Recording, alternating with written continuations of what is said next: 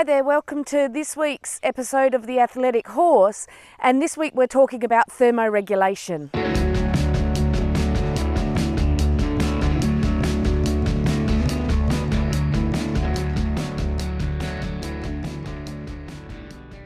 Heat production is increased by about 40 to 60 times when a horse is exercising compared to when it's resting.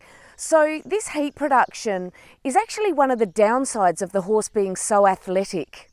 So if we take a square metre of surface area of our body compared to the horse actually needs to lose about 2.5 times more sweat in that square metre than we do to keep its core body temperature okay. So luckily, they have some great adaptations to help them get rid of this heat. It's really important that horses and us maintain our body temperature, our core body temperature within a certain limit.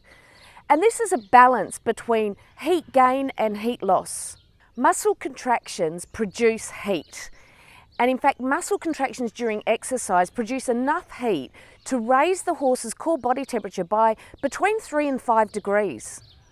So if this exercise is prolonged and not balanced by some great heat dissipation or the losing of that heat, the horse's body temperature can rise. And once it hits a temperature of about 42, the horse is actually in danger of showing heat shock, heat illness, and injury. Heat dissipation or heat loss in horses is achieved by evaporation through the skin and also the respiratory membranes.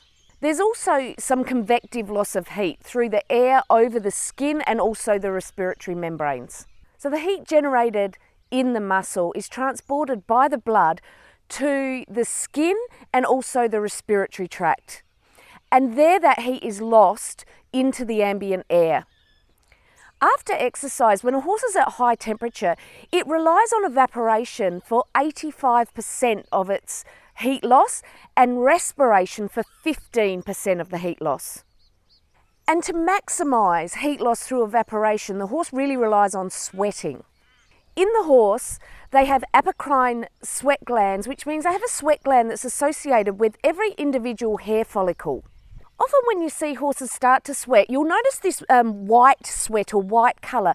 They produce a protein called latherin, and that latherin spreads across the horse's hair follicles to enable the sweat to spread further and increase the rate of evaporation.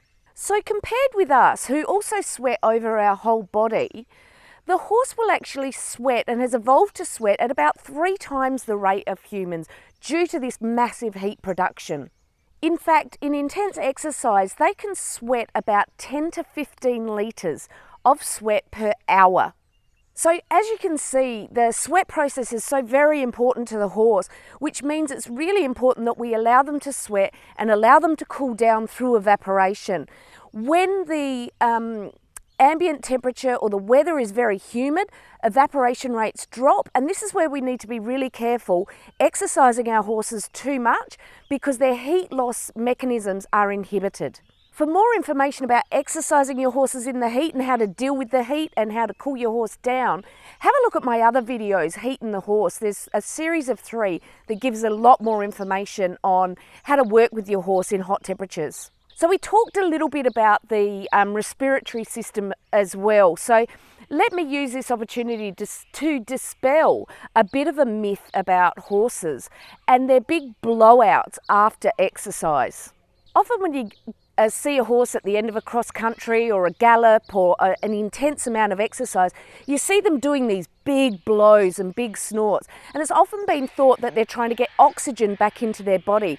In fact, that's not what regulates that respiration. It's actually the heat. So if your horse is very hot, it will blow very hard to try and dispel some of that heat out of its body. It's not oxygen, it's the heat that's causing that blowout.